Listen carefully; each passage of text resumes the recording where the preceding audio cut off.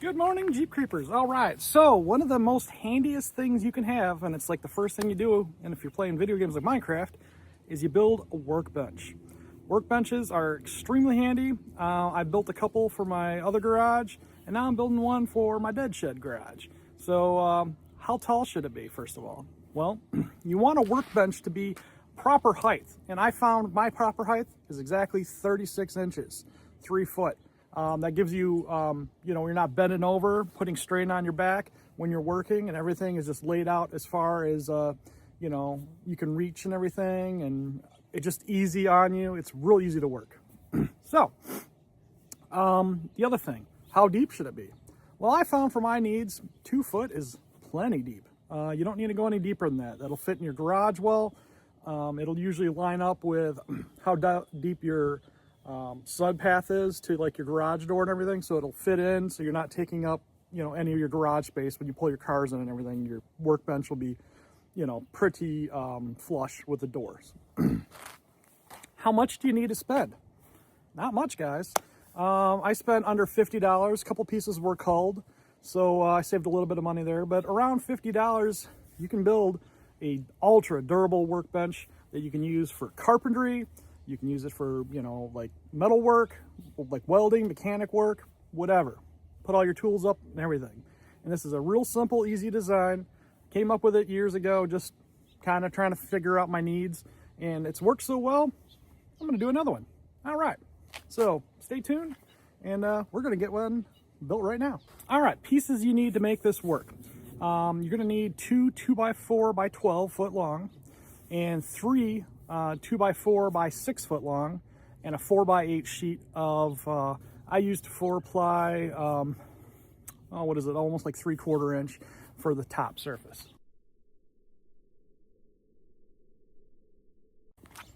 And to get an effective use of wood, you're going to want to build this 2 foot deep, 8 foot long, 36 inches tall. This will utilize almost all the wood. You'll have very few leftover trimmings to do this. The only thing you're going to need is a circular saw or a table saw, and I recommend an impact screwdriver. You can do it by hand, but it's not fun. So let's get started here. I'm going to cut the 2 8-foot lengths first out of my 12-foot boards.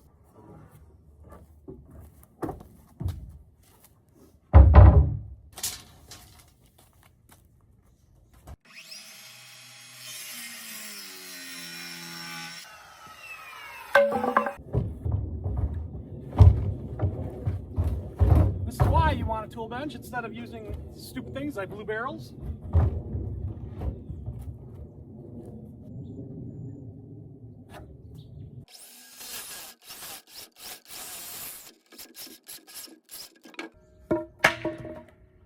Next cut we're going to do for the tabletop is 21 times 2, and then we'll attach it.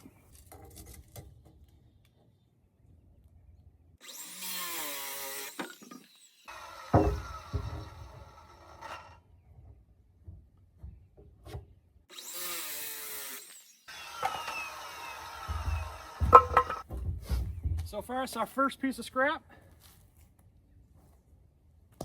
Now we need to get down on the ground and build the tabletop. All right, and remember, if you're going to work with culled wood, which is basically junk wood at Home Depot that is warped or whatever, it's 70% off, but you got to remember it's warped, it's splintered, it's got issues. I use it all the time for things that don't need to be pretty. So save money if you want. Just be prepared for the consequences that it's not going to be the best. I prefer to save money.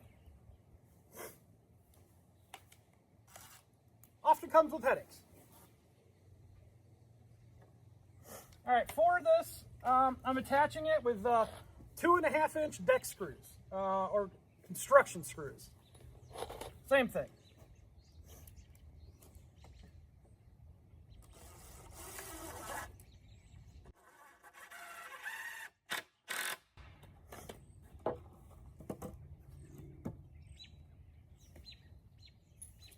I like to use 3 on each end.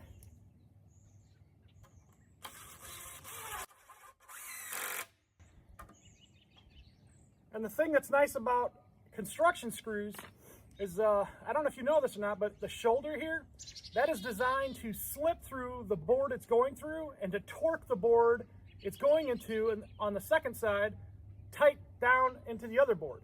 So you get a real nice tight fit.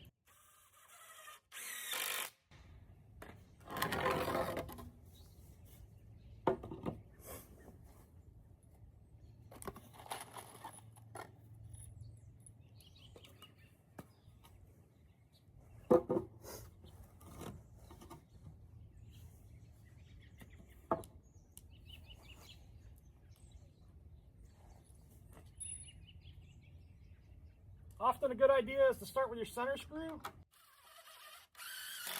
like that, and then if you're off a little bit, you can twist it into position.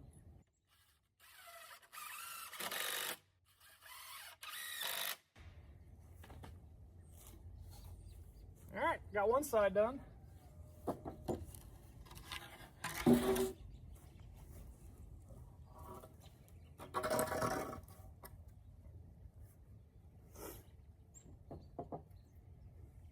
So again, with the culled wood, you'll notice some things are kind of warping, so you need to kind of make sure it all lines up. And you can bend wood in the direction you want.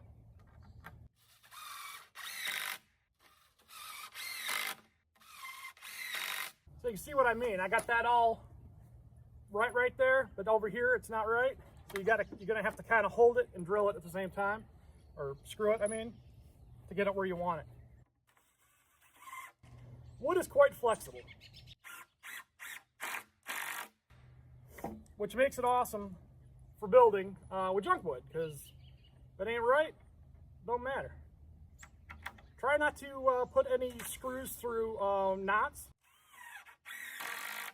because chances are they'll just pop out. And they're very dense. They're hard to cut through and they're hard to screw through. All right, there's the tabletop.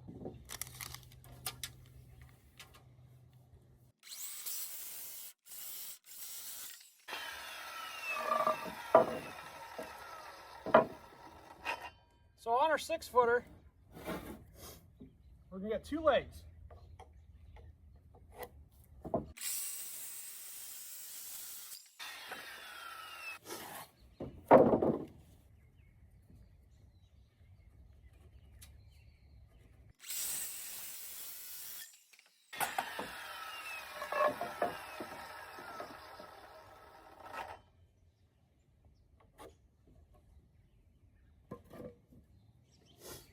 Like I was saying too, try to cut out spots like this. Here's an empty knot. Here's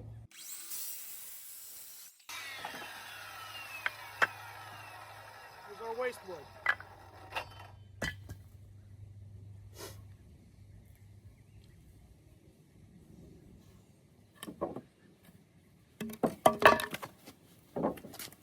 All right, next step, we're going to attach our legs to the tabletop.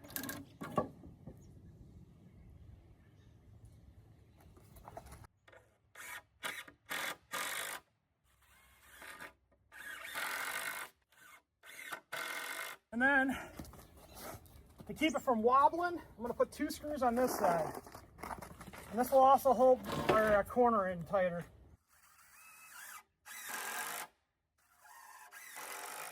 It makes this table real rigid doing that. Real solid, ain't going nowhere.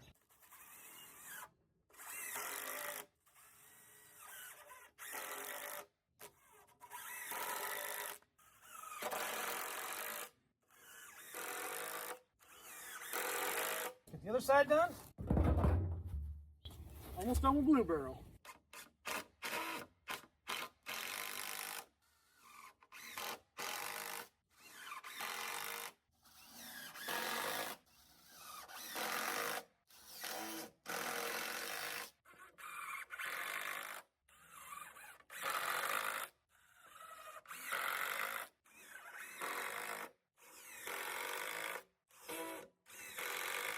All right, these legs are already ultra strong, but we're going to make them stronger here momentarily.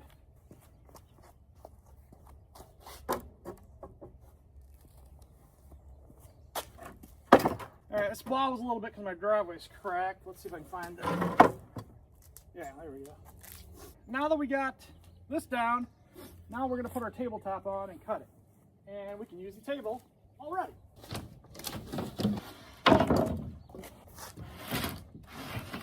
All right, one thing I should point out, the top of these corners need to be flush. If they're not, you're not going to get any real support on your tabletop from the plywood.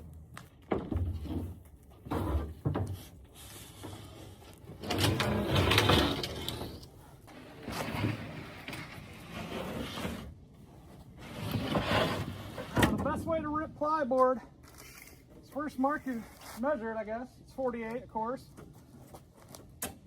Then find your center, 2 foot. Find your other center.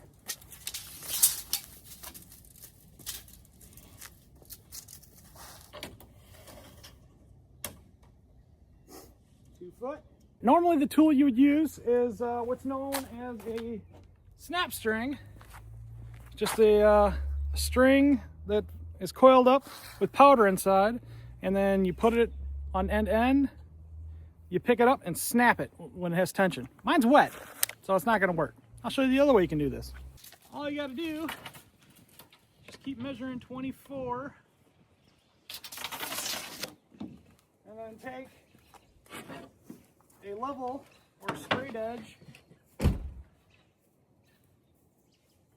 just keep marking. And you'll get a relatively straight line. This is a pain in the butt, but when you mess up your tools like I do, it is a survival technique.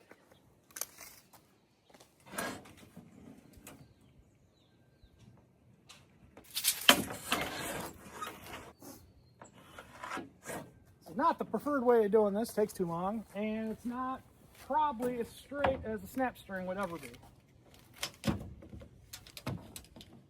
However, it's straight enough. At least for this project.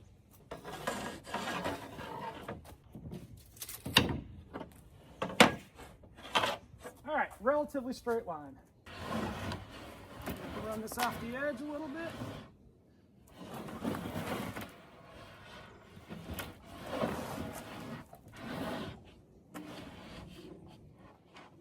Cut down the line.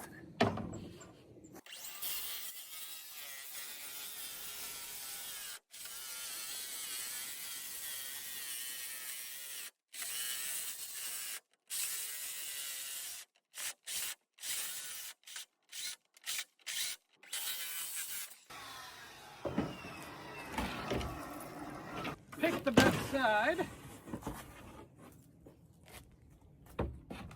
Looking for no splinters. You're going to have knots if you use cheap wood like I did. Line up your corners.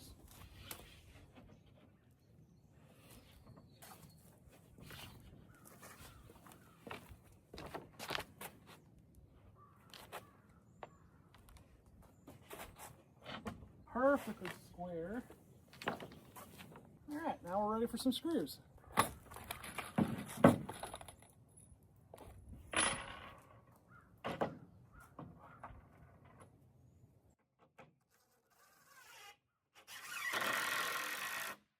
Now, what I recommend when working with junk wood is to screw down in a line, because it'll, if there's waves in the wood and stuff, it'll kind of push them out.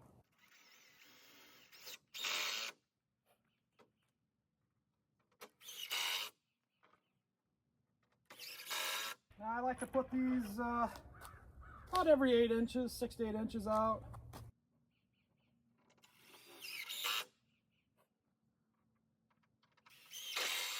You may ask why so many screws too. Sheeting is actually a big part of the strength. This will hold this super square even stronger than the 2x4s will. So like a roof on a house or the walls on a house, it actually provides a ton of structural integrity to the entire fixture, even though it's a thin piece of wood. It does it over a large surface area is all.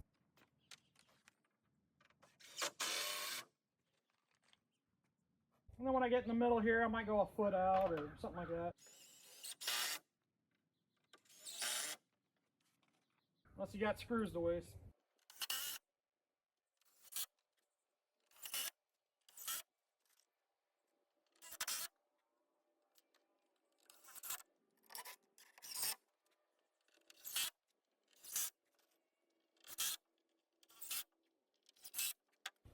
All right, so now, it's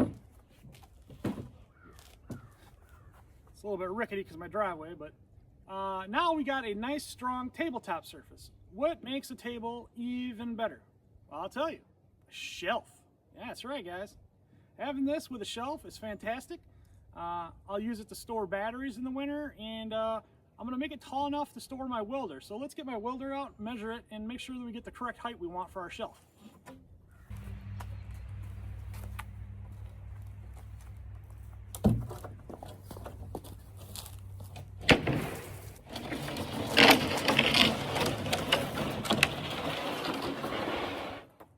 Very similar to the top, we're going to make this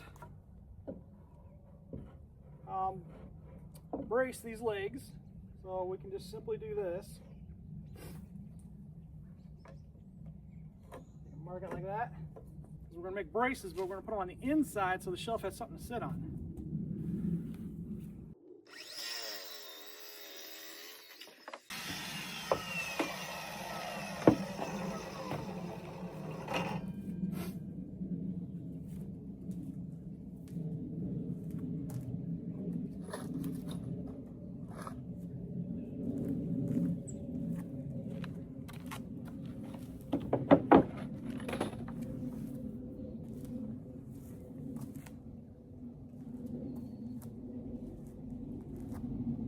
And then you want to make sure that you count from the lip that you got it where the height's right. I'm going to go 16 inches.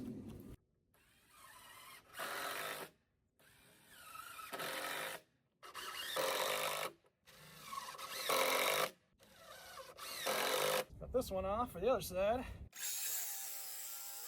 Another piece of waste right here, not much.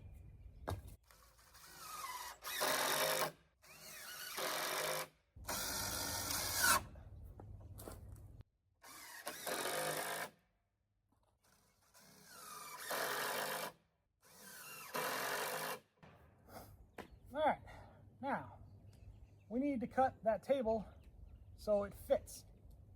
So we have to remove this 2x4 inch right here. Now, I don't really care about the corner too much, so I'm just going to notch out the entire corner. It's a lot easier.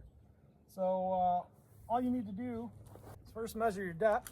So we're about 3 inches. We'll make it 3 1/4 just so we got some wiggle room. Right about there. And then we need to figure out how far we got to go in. 5 inches. So we'll say 3/4 by 5. Yeah, we'll say 3/4 by 5/4 so we don't have to measure 100 times. I would recommend using a speed square instead of this, but that's why I leave a little bit of extra.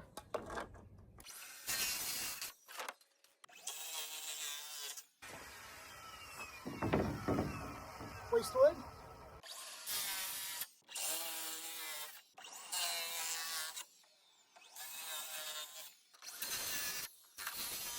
Alright, so that's cut. Let's get her mounted.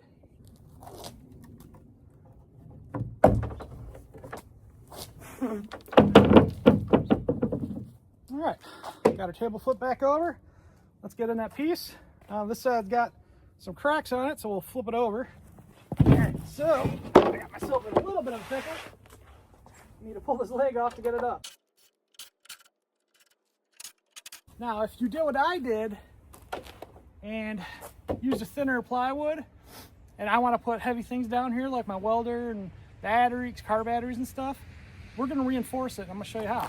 So it's basically the same design as this, just on the second shelf. Because you got your top work area and then your shelf. Let's go ahead and reinforce this because I used thinner plywood, which, my bad.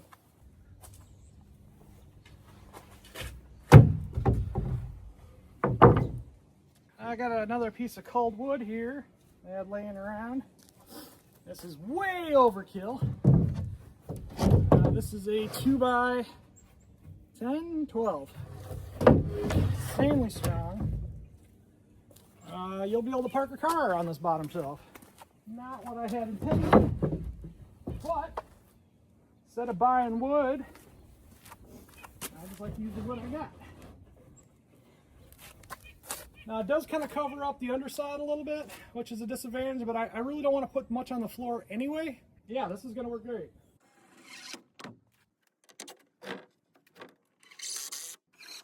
It's a little bit long, I want to cut it off.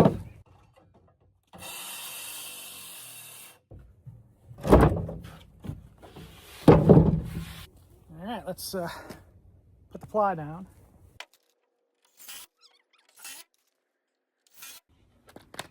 All right, let's get the other side.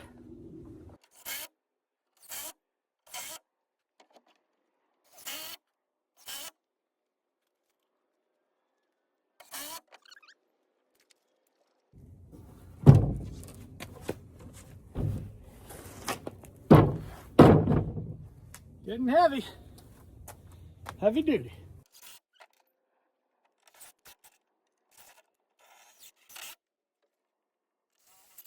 All right, and there you go, ladies and gentlemen. A durable table. How durable is this table? Well, let me demonstrate.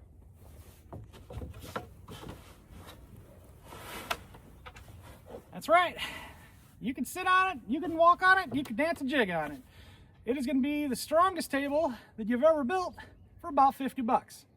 Anyways, I'll show you where I put it in my garage and how I'm going to mount it down. Garage is a mess, so don't judge me. But we got ourselves a nice sturdy table. Maybe I'll do an L. I don't know. It fits under my stair, which is great. I'm really loving that. And I'm going to take and put up some pegboard on that wall so I can hang all my tools. You know, kind of like how I got going on over here. Love pegboard. It's awesome. Get it. Okay, so we got our nice workbench put in place. I got my beautiful white pegboard set up. And I'm going to tell you guys right now, don't buy those cheap metal pegs. I'll list these in the description. These are locking pegs. So you got a square one here. You got a J hook. Let's see what else we got in here. We got an L hook. We got these. These are good for holding screwdrivers. And the reason why I like these so much, I'll show you here how much they lock. Now the thing I really like about these things is they lock. So you put this in like that, push it down, you can feel it snap, and it's pretty tight. It's not gonna fall off the wall like those cheapo ones and the metal ones. And you can put a ton of weight on these. I wanna say 10, 20 pounds without even trying. All right, my Jeep Creepers, I hope this building a table and showing you how to organize your garage a little bit, at least the way I do it, and I love it, you know, helps you guys out. Click down below for the links to these pegs, and you know, I'll try to find some online. I forgot the name of these, but I'll find them for you guys. Anyways, till next time, Jeep Creep out of here.